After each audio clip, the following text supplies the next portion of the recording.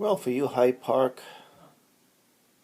residents or former residents, those who like history of Hyde Park, I'm up here with my family in East Stoneham, Maine, visiting a cabin that's owned by the wife of Reverend Bob Celeste, Cecile Celeste, and we discovered that her grandmother, not only was she quite a prolific author, but her husband, at one time, is Reverend George Owen, was the pastor of, here's his name right there, George W. Owen was the pastor or the minister of the Congregational Church in Hyde Park, 6 Webster Street, and she was quite a remarkable woman, again a prolific author and a world traveler, and wrote numerous topics, all I'm doing with religion and Christianity and righteous living.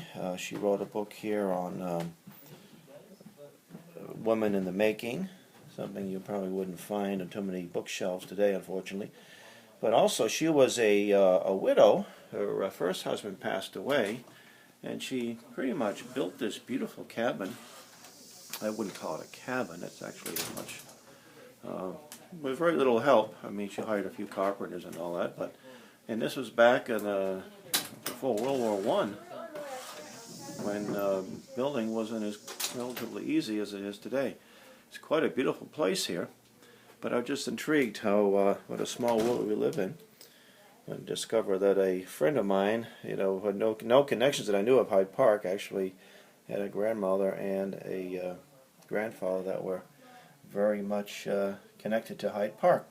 The Congregational Church is a church that I grew up in. Had a lot of good memories there. The church disincorporated, that's the right term, unincorporated. It's now a Seventh-day Adventist church, very active church. So I would suggest, if you like to read, look up these books. Probably find them on Amazon for probably short money.